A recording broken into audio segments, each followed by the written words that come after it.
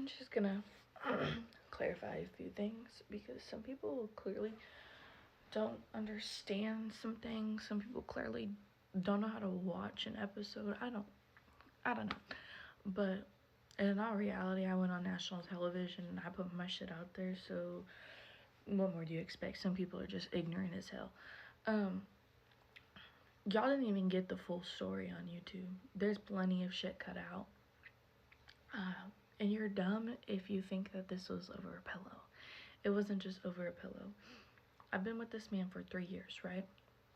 In these 3 years, he has been caught on dating apps. He's admitted to it.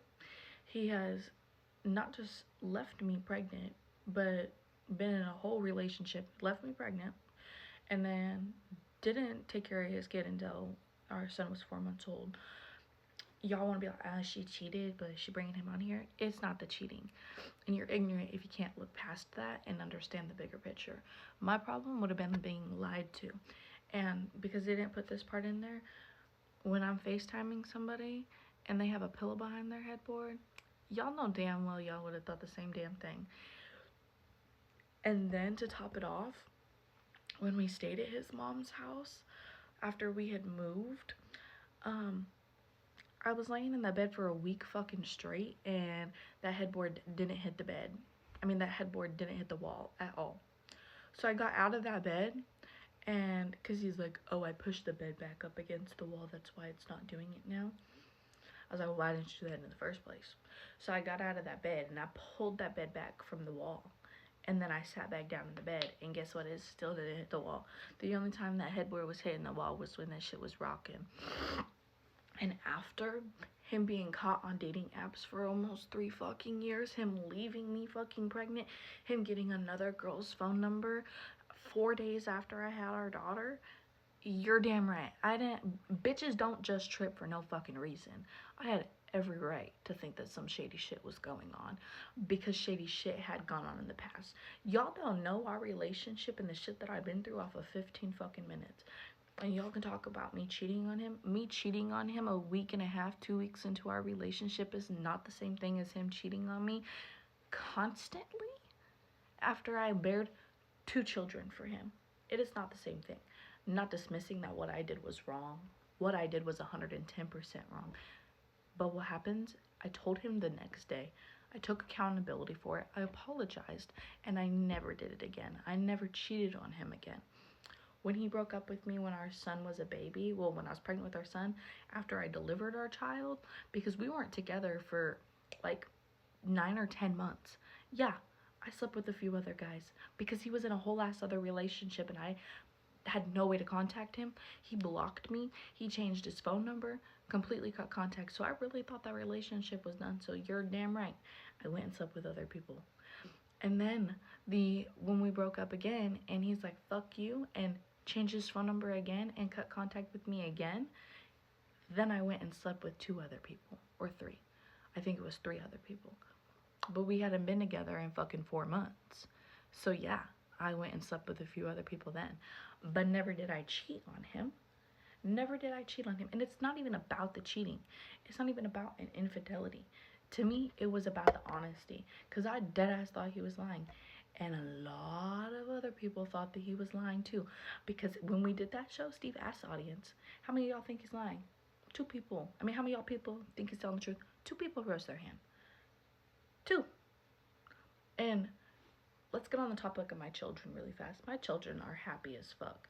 My children thrive. When I say that I felt like it was affecting our children, it's not that we sit here and scream and bicker in front of our kids. It's not even that. It's the tension between us affects our home. It affects our household.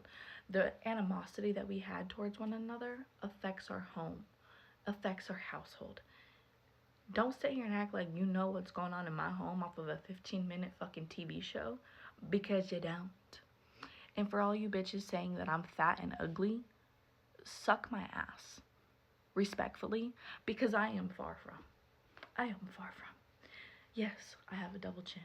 Yes, my makeup looked horrible. Yes, I have botched lip filler. But fat and ugly? Do y'all not ever hear they say that the TV cameras add 10 pounds on? I thought that was some bullshit, but it really does. It really does. Do you see my face?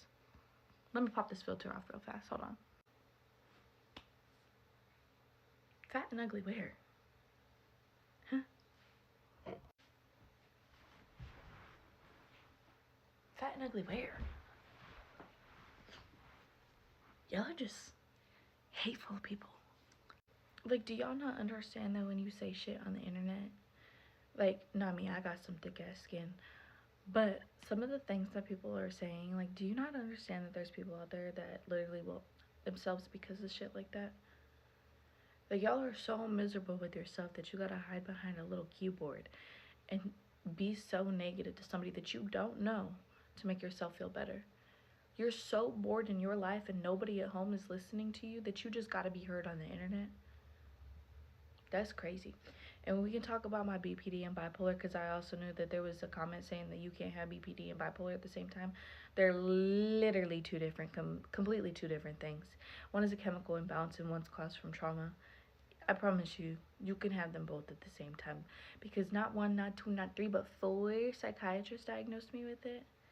And I am well aware that I need help for the problems that I have.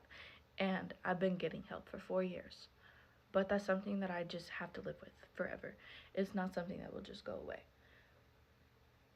Ever. So, I can only get so much help. And when him and I first met, like I told him, I have these issues. I was very upfront with him about it. He decided to stay. I'm very honest about the woman that I am and the individual that I am. I have no reason to hide it.